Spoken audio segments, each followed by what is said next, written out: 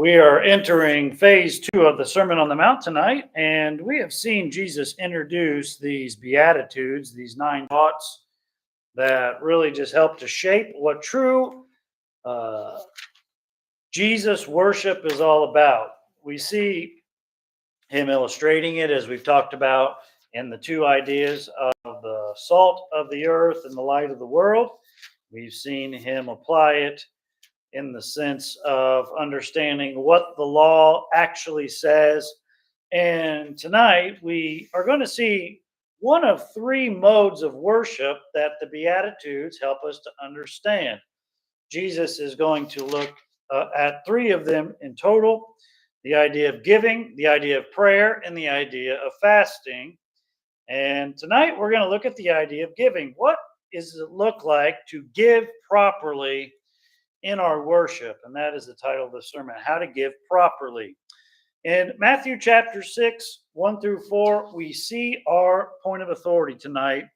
He says, take heed. There's your transitional statement, which means to beware, to pay attention, to be cautious about. Take heed that you do not your alms before men to be seen of them. Otherwise, ye have no reward of your Father which is in heaven. Therefore, when thou doest thine alms, do not sound a trumpet before thee, as the hypocrites do in the synagogues and in the streets, that they may have the glory of men. Verily I say unto you, they have their reward. And when thou doest alms, let not thine left hand know what thy right hand doeth, that thine alms may be in secret. And thy Father which seeth in secret himself shall reward thee openly. This is really setting the tempo for the next several passages, because we're going to see similar language, when thou doest thy alms, or when thou prayest, or when thou fastest. These things keep repeating themselves. But he sets the tempo here on how to give properly. And really, in these 4 verses, we can really break it up into 2 sections. The first 2 verses, how not to give. The last 2, meaning verse 3 and 4, how to give. Let's look on what Jesus teaches us here on how not to give. And he uses the word alms. He doesn't say tithes. He doesn't say offerings. He uses the word alms. And alms is a very specific type of giving. It has to do with really benevolence giving, or compassion giving, or money that would go specifically to helping those who are impoverished, that are poor or are homeless. A very specific type of giving. When we give here at church, there are several different ways you can give. You can give towards the general fund.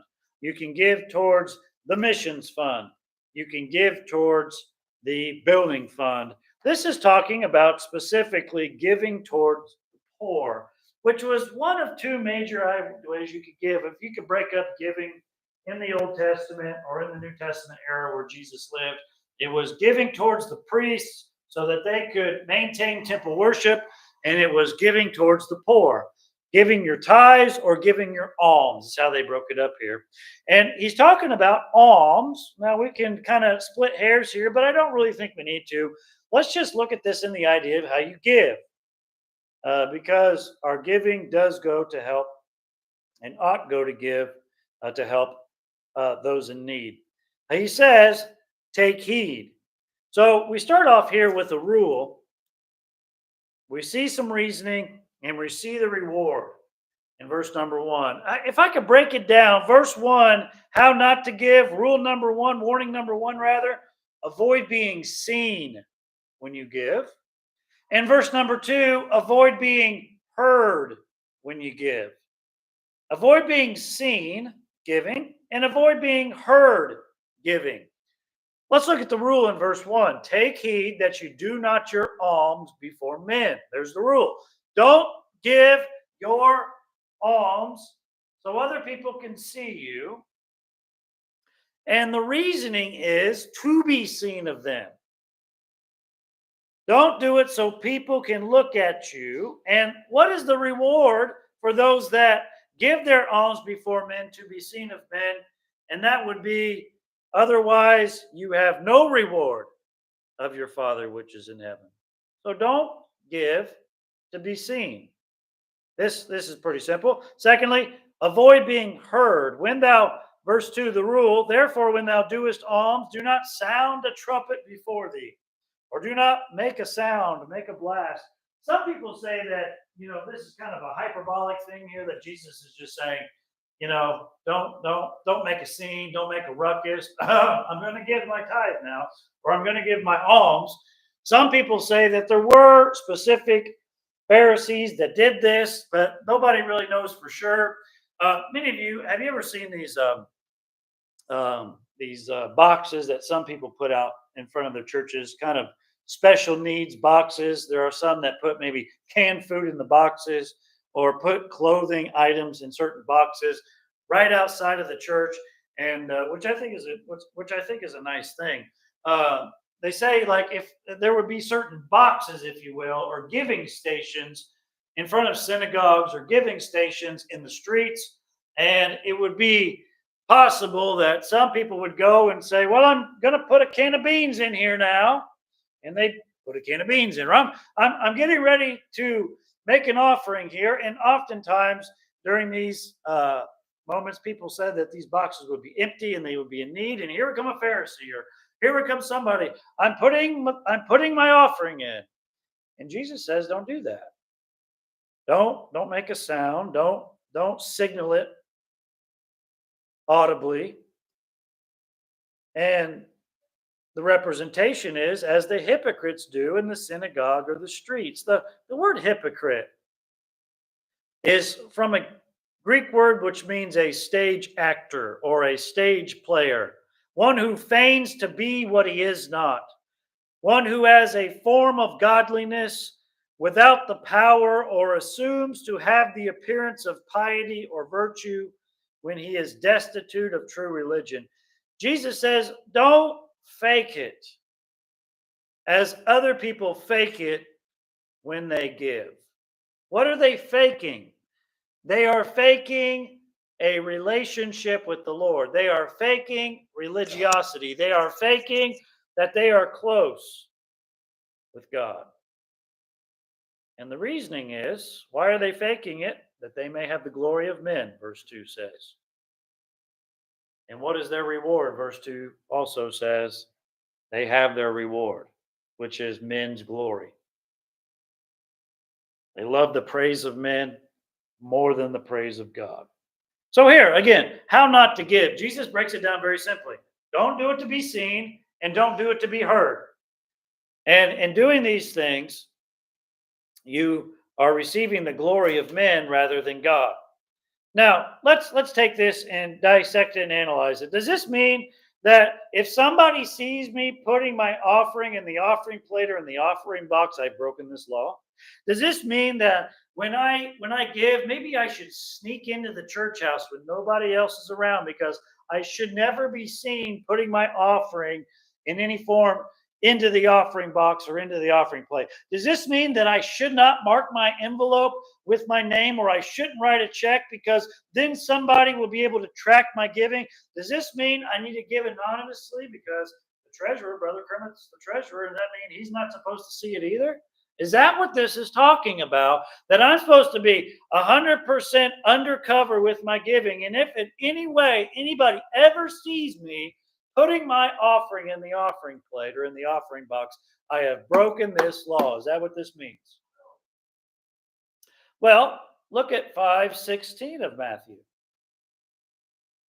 5:16, because it says here, and it seems to be a little bit of a contradiction, because 5:16 says, let your light so shine before men that they may, what? See. Yeah, see your good works and glorify your Father which is in heaven. So is Jesus contradicting himself here in 5:16? And also in 6:1-4? Is he contradicting himself? Because in 5:16 it says, you should be seen. And then in verse 1, 2, 3, and 4 of 6, it says, don't be seen. So which one is it? Well, I would say there is a difference between 5:16 when it says that they may see, and there is a difference of verse 1 of chapter 6, to be seen of them. What would be the difference between they may see and to be seen of them? I would say that there is a difference between that they may glorify your Father which is in heaven, 5:16, and that they may have glory of men, 6:2. What's the difference there? What's the difference? And the difference has to do with the act versus the attitude. Which is more important, the act or the attitude? Again, this goes back to those first several verses in chapter 5, verse 3 through 12, what we call the Beatitudes. It's not that, well, somebody saw me put my offering in, I've just shot my week, and I need to go and confess my sins because somebody has seen me. No, it's about your attitude. Is your attitude for people to see you or for God to see you? Is your attitude to have men praise you or for God to praise you? Is your attitude to be rewarded of people or to be rewarded about this? Heart. The heart and the attitude always supersede the act. Now, it doesn't mean that the act doesn't matter. It doesn't mean that your actions don't matter, because your actions do. But your actions do not supersede what's going on in your heart. So there can be a person that walks into the church and is never seen of men giving, but is giving still for the wrong reasons. And there can be somebody that gives, and on a regular Sunday when people are standing by the front door and they're giving, and can have all the blessings of God. What's the difference? Why do you give? And this is the whole idea of worship. Why do you worship? Why are you here? What are you trying to accomplish? What is the purpose? You know, we all have motives, we all have ideas, we all have desires. Why do you come to church? Why do you give in the offering plate? Why do you pray? Why do you fast if you do those things? Why? And Jesus is saying, I'm looking at these things and I'm discerning these things based upon your attitude. Is your heart egocentric or is it God-centric? You can pray all the prayers in the world. You can pray from sun up to sundown and accomplish zero for God. Or you can pray a very simple prayer with a heart for the Lord and accomplish great things. You can give $1 million and accomplish nothing in God's eyes, or you can give 2 mites like the widow did, and God's praise be given. It's about your heart. It's about your heart. Sometimes we do things and we focus more on the act than the attitude. Well, God should bless me because I did this act. God may not be blessing you if your attitude is wrong. So, what is the attitude when you give? Galatians 1:10. Paul said, "For now do I persuade men or God? Do I seek to please men? Or if I yet please men, I should not be a servant of Christ." Who are we pleasing in what we do? God is concerned about your motives more than your actions. In 1 Samuel 15, let's turn over to first versus action in the life of King Saul. King Saul was commanded by Samuel, by God, to go and to destroy all the Amalekites, to destroy all the plunder and all the loot that they could gain, not to save anything. And Saul gets over there and he has this great idea that I'm going to not only save the king alive, but also to save some of the sheep and some of the items that we can maybe use for sacrifice. And it's very interesting, his reasoning of why he does these things.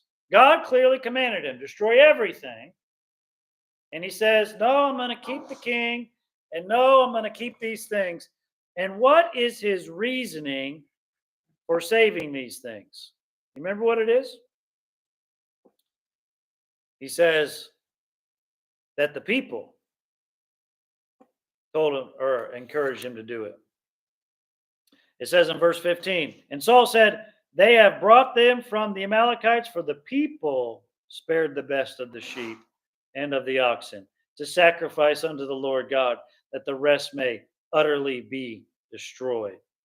Well, the people told me to do this. So what was Saul's problem here? His motives and his actions were wrong. He was fearing men. He was for the glory of men, rather for the fear and the praise of God. And then it says here in verse number 22, a very interesting verse. Samuel said, hath the Lord as great delight in burnt offerings and sacrifice, as in obeying the voice of the Lord. Behold, to obey is better than sacrifice, and to hearken the fat of rams. Can I give you a modern day translation in Jesus' terms as what he's given? It's better to give with a proper heart than to give the money. God doesn't care about the money. God doesn't care about the offering, so to speak. He cares about your heart. And if you have the money and don't have the heart right, it's a waste. He says here in verse 23, for rebellion is as the sin of witchcraft, and stubbornness as the iniquity of idolatry. Because thou hast rejected the Lord, he has rejected thee from being king. God is teaching us it's about the mindset. It's about the attitude rather than the act. So what's more important, the act or the attitude? And the answer would be the act. And how does one become a hypocrite here? Okay, how does the hypocrite thing fall in? Well, when you are trying to get the praise of men rather than the praise of God, it changes you into a hypocrite. One who is faking true spirituality when there is not. Because true spirituality is not because you are obeying men. True spirituality takes place because you are obeying who? God. And this filters into many different areas. Turn over to Matthew 23 for just a second. I just draw your attention to this. Matthew 23. Just for a moment here. And this filters into so many different areas about being a hypocrite. Jesus is being light on the word hypocrite here, and he's referring to the Pharisees and the Sadducees in the religious class who are performative in their religion. They are doing it just for people to say, wow, look at you, Rabbi Bob. Rabbi Bob, you're awesome. Boy, Rabbi Bob, what a gift. What a prayer, Rabbi Bob. Boy, you are amazing. And Jesus says, if you're doing it just for men's works, you are becoming a hypocrite. And this filters into so many different areas here. And if you ever took some time to do a study on Matthew 23, in all the reasons and the ways that they were hypocritical, Jesus lays them out very bluntly, if you will. Verse 13, woe unto you, scribes and Pharisees, hypocrites, for ye shut up the kingdom of heaven against men, for ye neither go in yourselves, neither suffer ye that to enter that are going in. Meaning, you're not telling people the truth, how to be saved. You're putting it on performance rather than accepting God from the heart. So woe unto you, verse 14, scribes and Pharisees, hypocrites, ye devour widows' houses. You are so hypocritical and you love to be praised that you take advantage of those who are the least and the most impoverished. You are taking advantage of their true motives. They are doing it right and you are exploiting them. They are trying to serve the Lord and you are just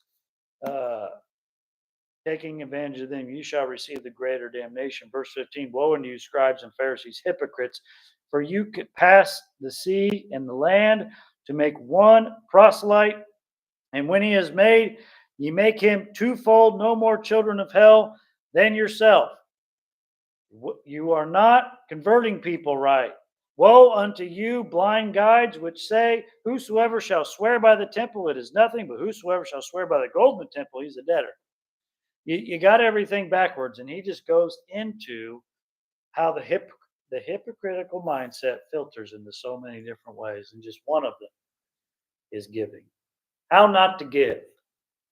Don't give to be seen. Don't give to be heard. Give.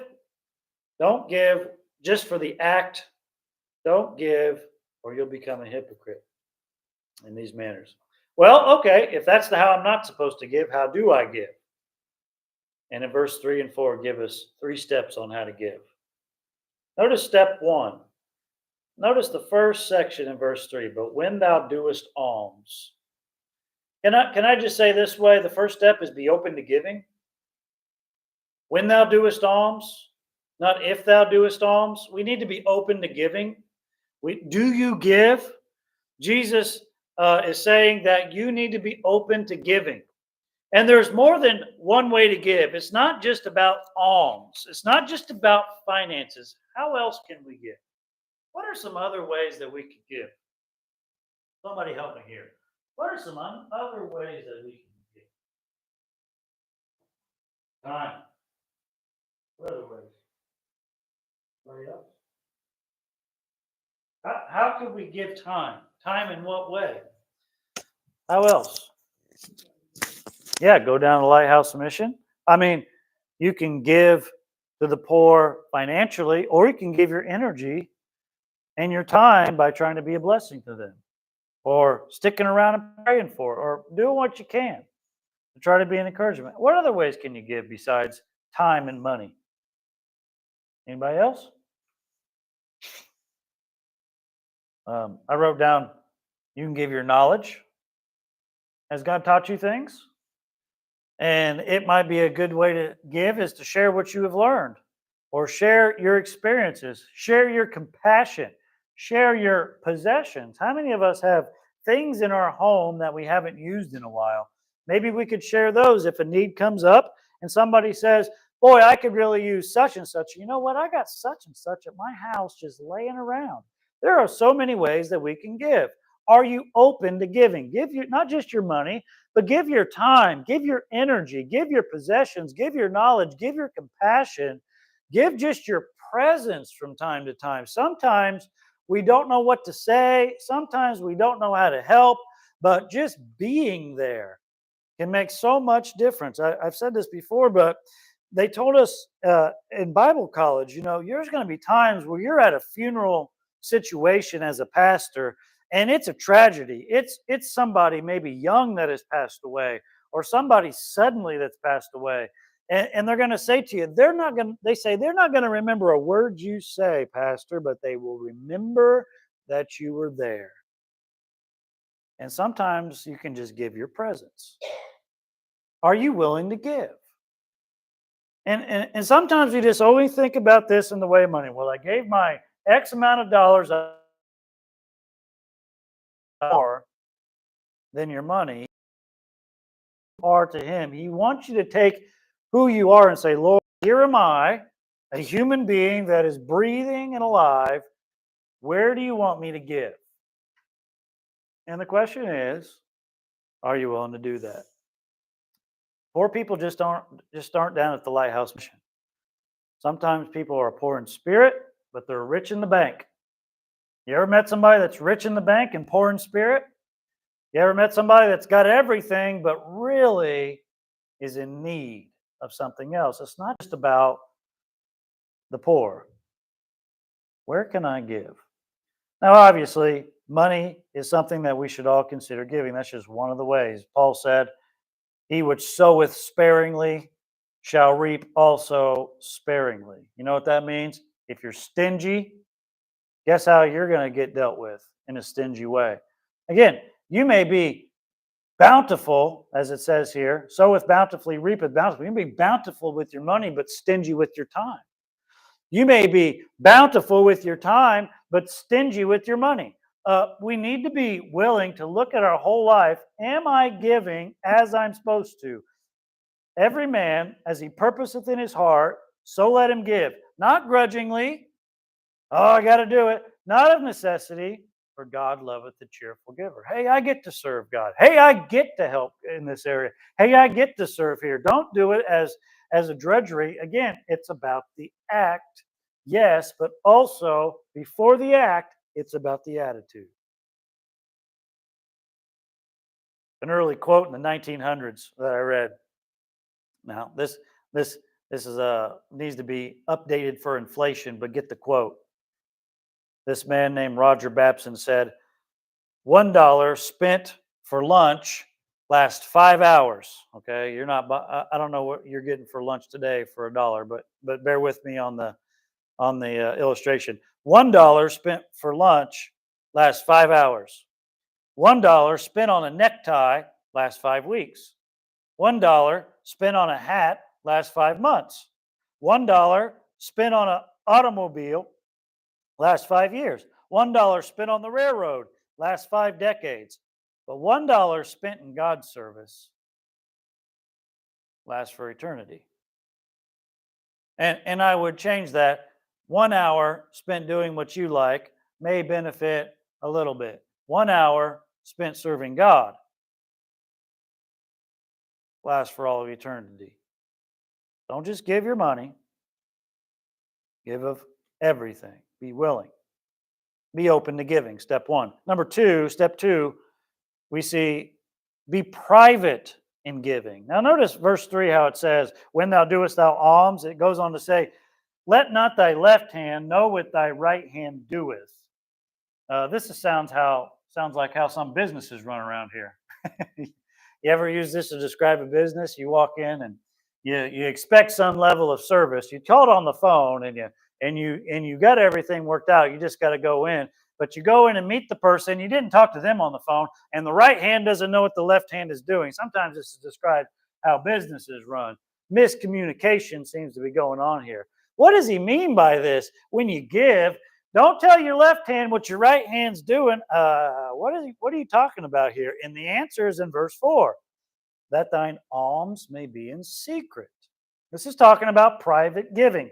It's not talking about be mindless in your giving, like you just give so quick that you don't know what's going on, or thoughtless in your giving, because I believe that we ought to pray for, God, how much should I give? Or God, what should I do? We should always pray and ask God. It doesn't mean just be random or be mindless in your giving, but he says, be prior there. He's saying, don't get to the point where you're letting that left hand squeeze up a little bit higher before you put it in the box to show off. What he's saying, don't do it in a way that's showing off. Well, I'm just gonna, there's my offering. Make sure it's private. Don't be tempted to be a showboat. Jesus himself had the same approach to ministry. Did you know that? Jesus was out there doing great things, and he wasn't trying to be a showboat about it. Look at Matthew chapter 8 for a second. Look at 8:4. Matthew chapter 8 in verse number 4. Jesus healed a leper in 8:4, and Jesus says to him, see that thou tell no man. Don't go around telling everybody. And we kind of look at that like, man, why is he doing that? Why shouldn't you want to tell everybody that you're doing something? No, not always. Look over here at chapter 9 and verse number 30. 9 and verse 30 of Matthew.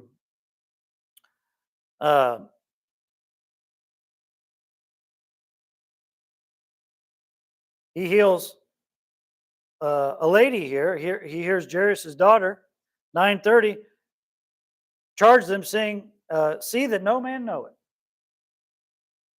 Shouldn't you tell somebody about that? I mean, that needs to be shown.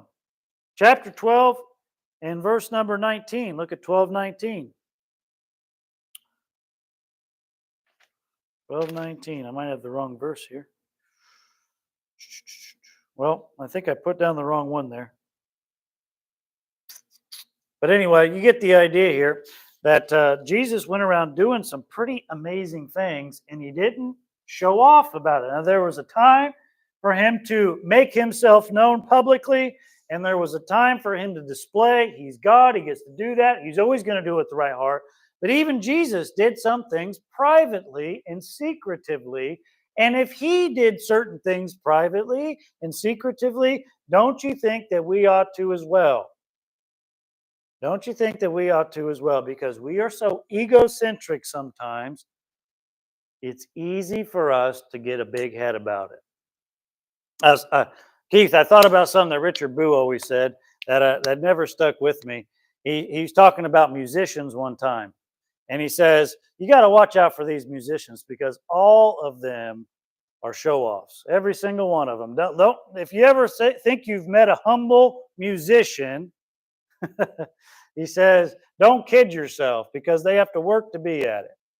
We all love to have people say, good job, man, that's great. But to be humble and to do things privately for the Lord, there are sometimes that we have to publicly worship. He's not saying that all worship is private. Some of it is public.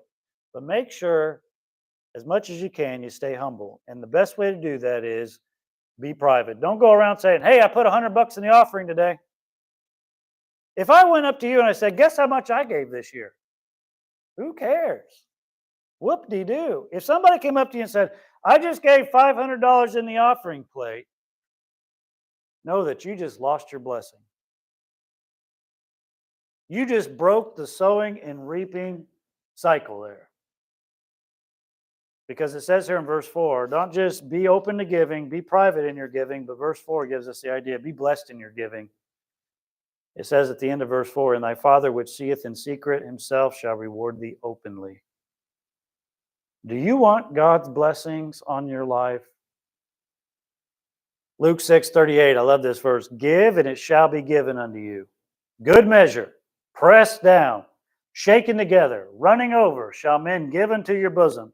For with the same measure ye meet, withal shall it be measured again to you. Meaning that you get what you give. If you don't like what you're getting in your life, maybe you need to look at what you're giving out.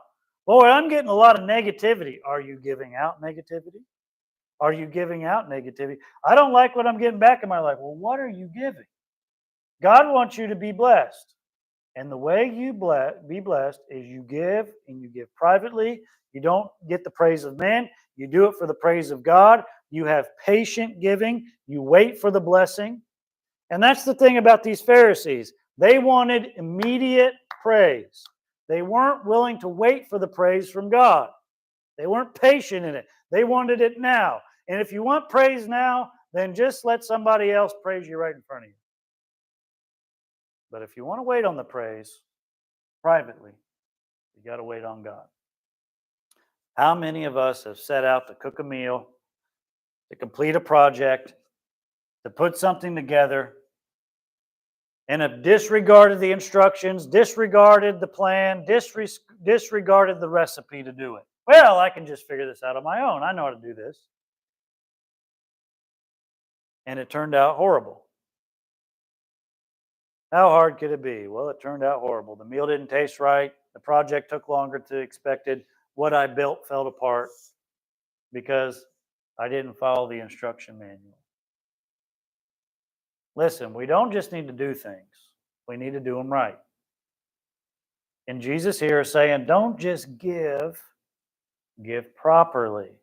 Don't just haphazardly worship. Do it right. There is a way to check if you're doing it right. And the question is, what's your attitude when it comes to giving? Is it a grudge? Is it I got to? Or is it I get to?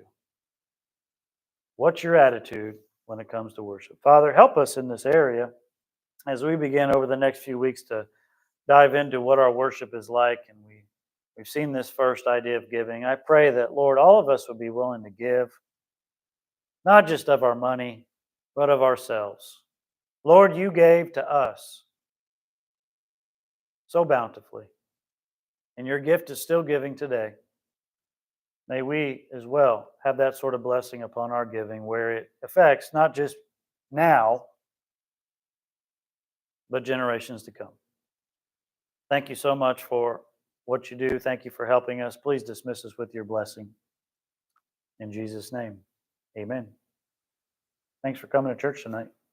You are dismissed.